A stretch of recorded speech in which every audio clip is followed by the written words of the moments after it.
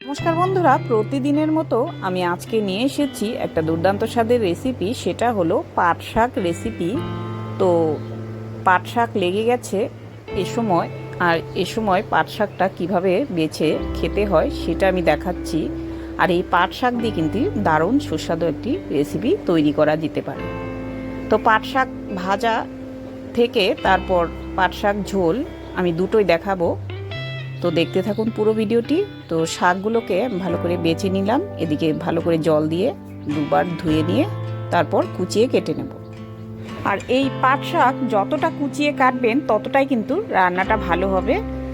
তো এই পাট শাক অনেকেই পাতাগুলো বেছে কিন্তু শুকিয়ে ঘরে স্টোর করে রাখা যেতে পারে। এই পাট শাকের শুকনো পাতার জল যদি আমরা ভিজিয়ে খেয়ে নিতে পারি তাহলে কিন্তু আমাদের শরীর স্বাস্থ্য খুব ভালো থাকে। পাট শাক সাধারণত দুই ধরনের হয়। একটা হলো শোলা পাট, সেটা পাট শোলা যেটা হয় সেই শাকটা কিন্তু সাধারণত সবাই খায় না। তো যেটা তেতো সেটা কিন্তু খাওয়া যায়। শাক হিসেবে তেতোটাই সবাই রান্না করে খায়। তো আমি আদা কুচিয়ে নিচ্ছি, পেঁয়াজটা কুচিয়ে নিলাম। এবার আমি কাঁচা লঙ্কাগুলো সেগুলো ধুয়ে একটু চিড়ে নেব।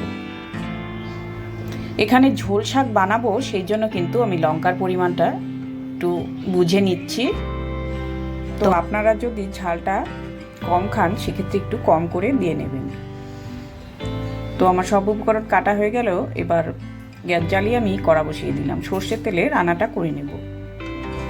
তেল গরম হয়ে গেলে কালো জিরে ফোড়ন দিয়ে দিলাম। এবার একটা কাঁচা লঙ্কা দিয়ে নেব।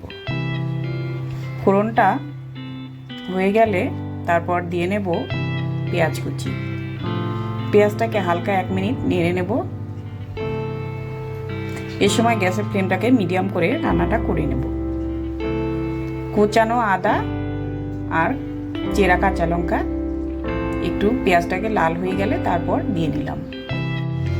আদা আর কাঁচা লঙ্কার গন্ধটা কিন্তু বেশ সুন্দর চলে আসবে। সেই পর্যায়ে আমি দিয়ে নেব একটুখানি মশলা।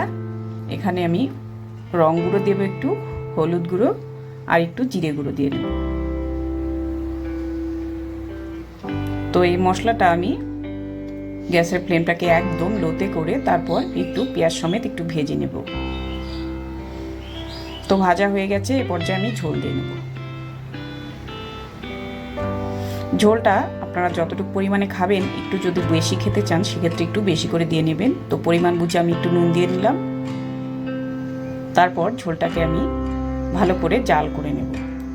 আচ্ছা, ঝোলটা জাল হতে হতে আমি পাশের গ্যাসে আর একটা কড়াতে আমি তেল দিয়ে নিচ্ছি।